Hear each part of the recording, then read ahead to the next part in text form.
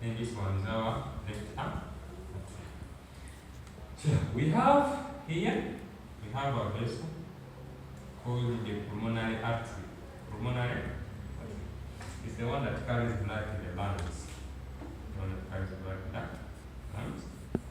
Yes, so it's going to be like this. This has two branches.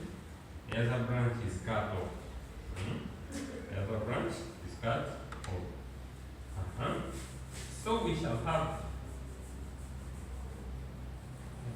see where I placed it. It's not meant to be there. It's not meant to be there. It's meant to be here. Meant to be here.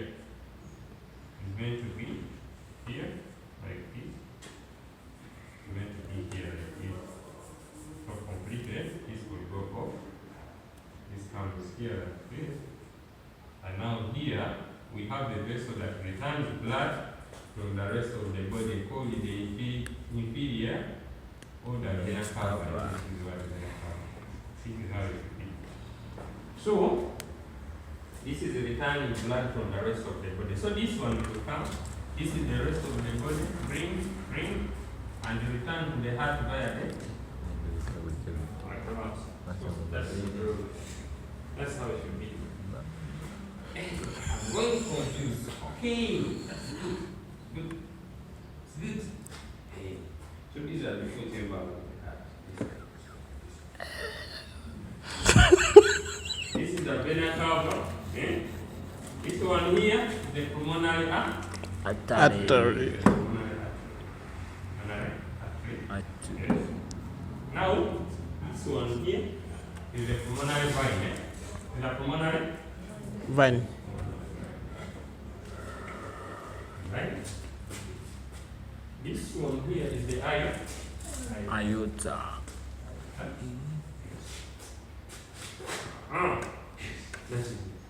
This one here is a vena cava. We have two branches, the superior and the inferior. We shall look at that.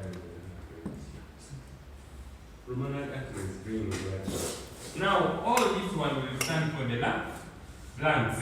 Okay? These are our lungs, but I've drawn the smallest component, which is the alveoli. Yes. Now look. We are going to have here at the tissue level. So this is our tip. This is tissue. Okay? Tissue level. So the tissue, we shall have metabolism, production of carbon dioxide. Yes. So we shall have high carbon dioxide concentrations here compared to here, and then the oxygen will be too much in blood compared to here. So carbon dioxide will diffuse from the tissues to blood and oxygen to here. So what facilitates this kind of separation of carbon dioxide from the carbon component and then oxygen from the carbon component? We shall look at that in detail. It's where those points are. Of Bohr effect, Haldane effect. Are we together? You already shift? That's where we are. So, what normally carries the oxygen in blood, what carries the oxygen in blood is the hemoglobin. But now, which factors determine the dissociation of oxygen and hemoglobin? Are you together? Which factor are those? So when carbon dioxide, remember this molecule has a higher affinity for oxygen. So when there is a lot of carbon dioxide in this area, the carbon dioxide is acidic, okay? So it is going to lower the pH. And low pH is one of the factors that triggers the hemoglobin release of oxygen.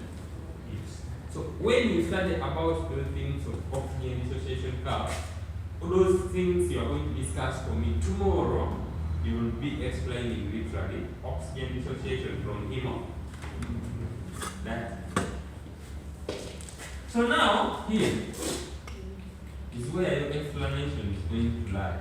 So carbon dioxide will diffuse from here to here and oxygen diffuse. So this blood will return when it has less oxygen, about 70%. So it's going and then it's going to be pumped. It's going to be pumped to the lungs so that it picks up oxygen. So it will come to the lungs. Here, oxygen is high and carbon dioxide is low. So that means oxygen is going to diffuse where? Here, and carbon dioxide will diffuse where? Here. Okay? So carbon dioxide, when diffuses here, you exhale it. Yeah? When oxygen diffuses here, it's going to go to the tissues. Now this blood is going to leave when it has about 99% of. Don't be taken away by this percentage. Now master here says 70. This is the percentage of oxygen in air. Okay? It's the percentage of oxygen in the air you breathe in. Eh? But if you compare it to the blood, it is totally too high, way too high. Okay? So that's why we have high concentration of oxygen here. So oxygen will go here, and the carbon dioxide will go. So the carbon dioxide will exhale. The oxygen will go to the lungs, pump the rest of the body, and the cycle keeps it. So like that. Now